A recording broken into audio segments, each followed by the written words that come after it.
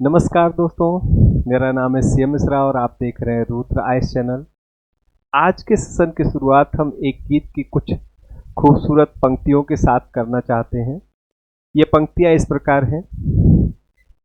मेरे दोस्त किस्सा ये क्या हो गया, सुना है कि तू बेवफा हो गया। अब दुनिया की बेवफाई तो समझ में आती है, लेकिन ये बात समझ में नहीं आ रही है कि भारत के प्रधानमंत्री आदरणीय श्री नरेंद्र मोदी और अमेरिका के राष्ट्रपति डोनाल्ड ट्रंप के बीच बेवफाई के बीच जो रिश्तों में जो खटास आई है, जो तनाव आया है, उसकी क्या वजह हो सकती है। इस संबंध में सबका अपना अपना परसेप्शन है। हकीकत क्या है ये तो नरेंद्र मोदी जी या डोनाल्ड ट्रंप ही बता सकते हैं। अब जब सभी लोग अपना अपना परसेप्शन दे रहे हैं तो मैंने सोचा कि मैं क्यों पीछे रहूं। तो मैं क्या सोचता हूं, जो मेरी समझ है अमेरिका भारत के रिश्तों को लेकर के, उस समझ के आधार पर मुझे जो मुख्य वजह समझ में आ रही है, वो मुख्य वजह जानने के लिए हम एक छोटी सी स्टोरी, एक छोटी सी कथा पर चर्चा करते पहले। क्या होता है कि एक कम्युनिटी है, एक तबका है, एक समुदाय है। अब उस कम्युनिटी में, उस समुदाय में एक बंदा है जो बहुत अमीर है। अब वो बहुत अमीर है, सभी लोग उसको बड़े सम्मान से, बड़ी इज्जत से देखते हैं और वो भी सभी लोगों से बहुत अच्छे रिश्ते बनाकर रखता है। सभी लोगों की जितनी हो सकता है उतनी मदद करता है और बहुत एक अच्छी इमेज उस बंदे ने अपनी इस कम्युनिटी में बना रखी है। बट क्या होता है, समय के साथ उसी कम्युनिटी में से एक बंदा अपनी मेहनत से, अपनी लगन से, बड़ी तेजी से वो जो गरीबी का दुष्चक्र है, उस दुष्चक्र को तोड़कर आगे उठने की कोशिश करता है। अब ये जो बंदा है, ये जो बड़ी तेजी से आगे बढ़ रहा है, ऐसा नहीं है कि ये बहुत जल्द ही उस अमीर इंसान की बराबरी करने लगेगा या उससे आगे निकल जाएगा। नहीं, वो पुश्तैनी अमीर है, तो ऐसा पॉसिबल नहीं है कि एकाएक कुछ ही दिनों में ये उससे आगे निकल जाए अगर कोई करिश्मा ना हो। हाँ, बट ये जरूर है कि एक ना एक दिन आएगा कि वो उससे आगे निकल सकता है, उसमें पोटेंशियल पूरा है। और उसके उस पोटेंशियल को लोग नहीं समझ पा रहे हैं, लेकिन चूंकि वो अमीर आदमी इस पूरे प्रोसेस से गुजर चुका है, इसलिए उसे समझ में आ रहा है कि इस बंदे का पोटेंशियल क्या है। और जिस दिन उसे समझ में आ जाता है कि इसमें तो बहुत अधिक पोटेंशियल है आगे जाने की, उसी दिन से वो उसको अपना कंपटीटर मानने लगता है। अब कंपटीटर, अभी तो ये शुरुआत है, कंपटीटर होने की शुरुआत है। हालांकि वो जो बंदा है दूसरा, जो जो बड़ी तेजी से प्रोग्रेस कर रहा है, जो बड़ी तेजी से आगे जा रहा है, उसके दिमाग में अभी ऐसा कुछ नहीं है कि हमें इनसे कम्पीट करना है या हमें इनसे प्रतिस्पर्धा करके आगे निकलना है। वो तो अभी भी वही रिश्ता बना के रखना चाहता है। वो तो हमेशा उसके इस सम्मान को, उसके रिस्पेक्ट को मेंटेन रखता है। लेकिन यहां जो बड़ा आदमी है, जो पुश्तैनी रईस है, उसे ये बात हजम नहीं हो रही है। कुछ ऐसी ही कहानी अमेरिका और भारत के रिश्तों की है। अब एकाएक ऐसा क्या हो गया? अब ताज्जुब की बात यह है कि एकाएक ऐसा क्या हो गया कि अमेरिका को यह समझ में आने लगा कि इन फ्यूचर भारत हमारा एक बहुत बड़ा कंपटीटर हो सकता है।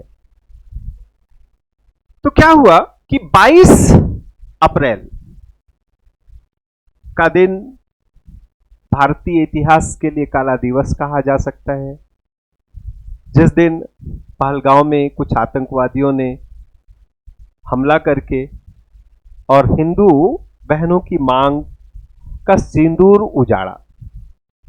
अब उसी के रिस्पांस में 7 मई 2025 को भारत के प्रधानमंत्री नरेंद्र मोदी जी ने एक सिंदूर ऑपरेशन लॉन्च किया। अब ये जो ऑपरेशन था, सिंदूर ऑपरेशन, इसने भारतीय इतिहास की जो दशा और दिशा थी वो बदल कर रख दी।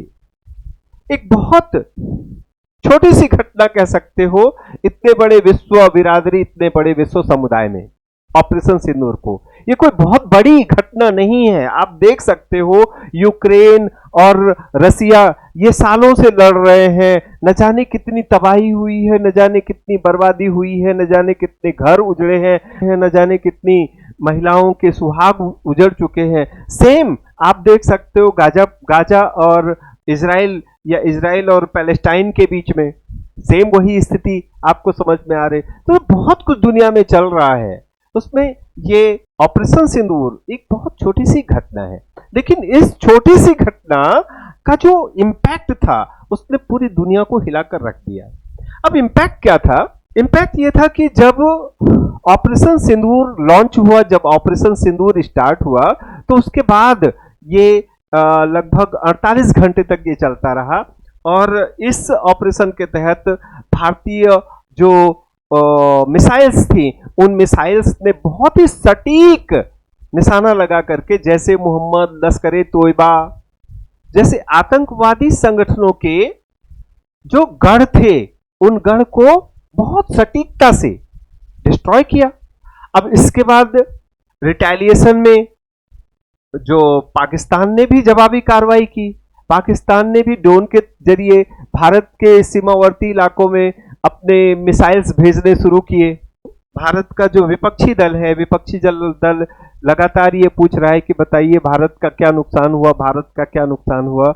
मैं इस विवाद में नहीं पड़ना चाहता हूं कि मैं यहां इस पर डिस्कस करूं कि भारत का क्या नुकसान हुआ।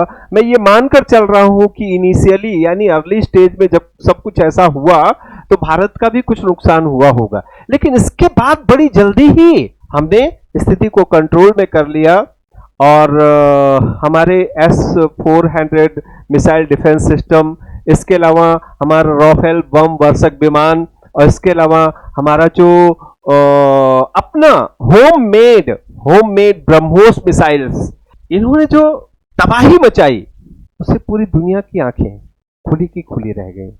भारत ने इस बहुत शॉर्ट टर्म में भारत ने दिखा दिया कि रक्षा के मामले में वह अब आत्मनिर्भर हो चुका है, रक्षा के मामले में वह सक्षम है और रक्षा के मामले में वह दुनिया में एक बहुत बड़ी ताकत बनकर उभर रहा है। बस फिर क्या था, यहीं से शुरुआत हो गई, यहीं से बाजी पलट गई और यहीं से जो दीनहीन सा दिखने वाला भारत, एक सॉफ्ट पावर का भारत हुआ करता था, जो ये माना जाता था कि भारत के लोग सिर्फ गूगल की कंपनियों में काम कर सकते हैं, सिर्फ जो एप्पल में काम कर सकते हैं, ओके, वो भारत जो है वो वेपन मार्केट में भी एक बहुत बड़ा प्लेयर बन सकता है या बनने की ओर बढ़ रहा है।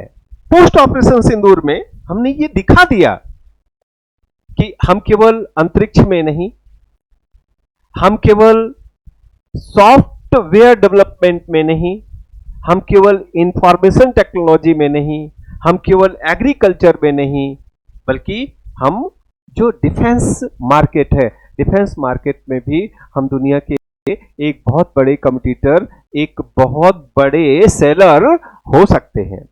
ओके, अब यहां से एक डर ये हो गया कि चलो ये भारत की जो भी पावर है, भारत की जो भी शक्ति है, वो तो है ही, बड़ी तेजी से ग्रो हो रही है। अगर कहीं भारत और रसिया ये दोनों मिल गए तो फिर तो दुनिया के पूरे डिफेंस सिस्टम को ये पीछे छोड़ सकते हैं। और बस फिर क्या था, यहीं से डोनाल्ड ट्रंप की नौटंकियां शुरू हो गई। डोनाल्ड ट्रंप यहीं से अपनी जो भी कहते हैं उसको क्या बकवास करना शुरू कर दिया कि हमने भारत और पाकिस्तान से कहकर के सीज फायर करवाया। और ऐसा उसने एक नहीं, दो नहीं, 35 बार कहा।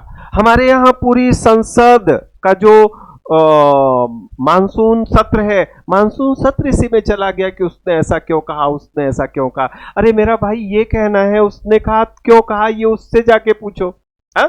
आप कुछ कह रहे हो, कुछ भी बोल रहे हो आप, तो आपसे पूछा जाना चाहिए कि आप ऐसा क्यों कह रहे हो। भाई मैं कौन हो सकता हूं ये बताने वाला कि उसने ऐसा क्यों कहा। हाँ, मैं ये कह सकता हूं कि मैंने नहीं सुना कि उसने ऐसा कहा, या मैं ये कह सकता हूं कि मेरा उसके इस स्टेटमेंट से कोई लेना देना नहीं है, लेकिन उसने ऐसा क्यों कहा, ये बात मैं कैसे बता सकता हूं। चलो खैर, जब ये होते होते होते होते संसद में भी सारी कहा सुनी हो गई, बहस हो गई, संसद का जो एक सत्र का एक ब्रेक हो गया, तब डोनाल्ड ट्रंप को समझ में आया कि साहब इस तरह से इंडिया को डिमीन नहीं कर सकते हैं, इस तरह से भारत को हम नीचा नहीं दिखा सकते हैं। तो फिर दूसरा क्या शुरू हुआ कि अब हम आप पर टैरिफ लगाएंगे, आप पर टैरिफ लगाएंगे। पहले 25% टैरिफ की घोषणा हुई, फिर इसके बाद ये कहा गया कि हम इसमें 25% सरप्लस टैरिफ यानी 25% अतिरिक्त एडिशनल टैरिफ भी लगाएंगे। फिर इसके बाद ये भी घोषणा हुई कि हमारा जो भारत पर प्रतिबंध है वो सिर्फ टैरिफ तक सीमित नहीं रहेगा, हम और भी कई ट्रेड रेस्ट्रिक्शंस लगा सकते हैं। तो मेरा कहना है भाई, ये जो गीदड़ धमकियां हैं, जो गीदड़ भभकियां हैं, ये किसी और को देना अमेरिका। भारत तुम्हारी ही नहीं, दुनिया में किसी की भी गीदड़ भभकियों से डरने वाला नहीं है। हमने इतिहास में, मतलब बहुत पुराना नहीं जाना चाहूंगा मैं कि मैं आपको प्राचीन और मध्यकाल में लेके चलूं, हमने यही आधुनिक युग में ही अपनी आजादी के लिए एक कठिन संघर्ष किया है, और बहुत लड़ करके हमने ये अपनी आजादी और अपना राष्ट्रीय गौरव प्राप्त किया है। तो हम इसकी कीमत पहचानते हैं। 140 करोड़ आबादी का जो भारत है, 140 करोड़ का आबादी का भारत दुनिया के लिए एक अपॉर्चुनिटी हो सकता है। ओके, हमारे लिए कोई मजबूरी नहीं है। ठीक है, हो सकता है कुछ दिन, कुछ साल, हो सकता है हमें कुछ तकलीफों का सामना करना पड़े, बट क्या होता है, कई बार आपदा से ही अवसर उत्पन्न होते हैं। ठीक, और हमारी पोटेंशियल, हमारी क्षमताएं तो इतनी है कि हम ठान लें। मतलब आज भारत इस पोजीशन में है, इस पोजीशन में है कि दुनिया की हर महाशक्ति को चुनौती दे रहा है, हर फील्ड में, हर क्षेत्र में भारत जो है अपना दबदबा, अपना रुतबा दिखा रहा है, अपनी उपस्थिति दर्ज करा रहा है। वो भी तब जब हमारे यहाँ की 3/4 युवा आबादी कुछ भी नहीं कर रही, बेरोजगार है, घूम रही है और सेल फोन पर वीडियो गेम्स खेल रही है या रील बना रही है। भाई अगर हम ठान लेना, अपनी जिद पर आ जाए, और आ ही जाएंगे ना, जब बात अपने राष्ट्रीय गौरव की होगी, जब बात अपने आत्मसम्मान की होगी, तो हम ठान ही लेंगे। तो हमको डरने की जरूरत नहीं है, डरने की जरूरत तो अमेरिका को है। अगर ये इसी तरह से लगातार अमेरिका और चाइना, अमेरिका चाइना करता रहा, हालांकि ऐसा होगा नहीं, चाइना भी इसमें अवसर तलाश रहा है ना। अब ऐसे हम चाहे जितनी भी बात कर लें कि भारत जो है वो चीन के साथ मिलकर, रसिया के साथ मिलकर के, चीन, रसिया, इंडिया मिलकर के एक रिक बना सकते हैं, और हम अगर 3 महाशक्तियां एक हो गए तो दुनिया की दूसरी सभी शक्तियां जो हमसे बहुत पीछे रह जाएंगी, बहुत कमजोर हो जाएंगी। लेकिन ऐसा कभी होना नहीं है। चीन के लिए भारत हमेशा एक कॉम्पिटिटर रहा है, हमेशा एक कॉम्पिटिटर रहेगा। आज जैसे अमेरिका भारत पर जितने ज्यादा प्रतिबंध लगा रहा है, इन सारे प्रतिबंधों का सीधा फायदा सिर्फ चीन को मिलेगा। अगर हमारे यहाँ जितने प्रतिबंध लग रहे हैं वो सारे प्रतिबंध यथा स्थिति बरकरार रखे गए अमेरिका के द्वारा, ये स्थिति बरकरार रखी गई, तो इसका सीधा सीधा फायदा, पूरा का पूरा इन्वेस्टमेंट चाइना में जाएगा। लेकिन भाई मेरे, चाइना बना सकता है, चाइना में इन्वेस्टमेंट हो सकता है। खपाओगे कहां माल? आप अपना माल कहां खपाओगे? ओके, तो माल तो खपाने के लिए हर कंट्री को इंडिया में ही आना पड़ेगा, खासकर अमेरिका को। मैं एक बहुत एक्सट्रीम सिचुएशन की बात करता हूं कि सपोज कर लो ऐसी नौबत आ जाए कि हमको अमेरिका के सभी उत्पादों का बहिष्कार करना पड़े। भाई क्यों नहीं करेंगे? आप सोचो, अगर आप बार बार हमें इस तरह से डिमीन कर रहे हो, अगर बार बार आप हमारे खिलाफ बोल रहे हो, और ऐसा लग रहा है कि अमेरिका का सबसे धुर विरोधी सिर्फ अब दुनिया में भारत हो गया है। अमेरिका ने भारत को ईरान और नॉर्थ कोरिया की कैटेगरी में अगर रख दिया है, तो हम भी अपनी पर आ जाएंगे। और अगर हम अपनी पर आ गए और ने आपके सारे प्रोडक्ट्स का बाइकॉट स्टार्ट कर दिया, कहने का मतलब हम यूट्यूब हमने बंद कर दिया यूज करना, ठीक है, बंद कर देंगे। हमारे खुद के ऐप डेवलप हो सकते हैं और बहुत तेजी से हम काम करके इसको शुरू कर सकते हैं। हमने व्हाट्सएप का कोई सब्स्टिट्यूट, होममेड सब्स्टिट्यूट डेवलप कर लिया, हमने फेसबुक का कोई होममेड सब्स्टिट्यूट डेवलप कर लिया, तो भाई हम तो कर लेंगे और हम 2-4 महीना तकलीफ भी उठा सकते हैं। आप देखो 2 साल तक भारत में कोविड रहा। कौन सोच सकता है, ये कौन कल्पना कर सकता है कि 2 साल तक सभी पूरी कंट्री में लॉकडाउन हो गया और सब घरों में बैठे रहे, तकलीफें हुई, समस्याएं आई, लेकिन ऐसा नहीं था कि लोग भूखों नहीं मरे। ये है भारत। और जैसे हमारी इकोनॉमी कोविड टाइम में डाउन हुई थी, बड़ी तेजी से हमने उसको रिकवर किया। तो हम में तो वो मादा है, हम में वो दम है कि हम अपनी पर आ जाएं तो हम कुछ भी कर सकते हैं। भाई मेरे, बट आपका क्या होगा, अमेरिका की इकोनॉमी का क्या होगा? तो इसलिए ट्रंप को भी सोचना चाहिए, या ट्रंप के जो भी करीबी, हालांकि अब करीबी तो ट्रंप का कोई है ही नहीं, एक बंदे को अपना बहुत करीबी समझता था, एलन मस्क, वो बंदा भी उससे दूर चला गया। फिर भी भगवान सद्बुद्धि दे और जो जैसा चल रहा था वैसा चलने दिया जाए। अनायास अगर आपने अपने ईगो में आकर के भारत के बारे में सोचा, तो जो मेरा अपना आकलन है, भारत का कम नुकसान होगा, आपका नुकसान ज्यादा होगा। इस विषय पर आप क्या सोचते हैं? आपकी राय मेरे लिए, या मेरा अपना जो परसेप्शन मैंने बनाया है उसको रिकरेक्ट करने के लिए बहुत मायने रखती है। तो कमेंट बॉक्स में आप अपनी राय जरूर दीजिए, और यह वीडियो आपको कैसा लगा कमेंट करके बताइए। अगर आपने अभी तक चैनल को सब्सक्राइब नहीं किया हो तो चैनल को सब्सक्राइब कीजिए, और हमारे सभी वीडियोस को जो आप देखते हैं उसको लाइक कीजिए। अगर आपको कंटेंट अच्छा लगे तो ज़्यादा से ज़्यादा लोगों तक शेयर कीजिए। अभी हमारी जो चैनल की बिगिनिंग है, शुरुआत है, हो सकता है कि उस स्टैंडर्ड पर जो आपकी अपेक्षाएं हैं हम खरे ना उतर रहे हों, लेकिन कंटिन्यूअस हम अपने अंदर इम्प्रूवमेंट कर रहे हैं। हम निरंतर, चाहे वो रिसर्च के जरिए हो, चाहे वो टेक्नोलॉजी का डेवलपमेंट हो, हम लगातार उसमें काम कर रहे हैं।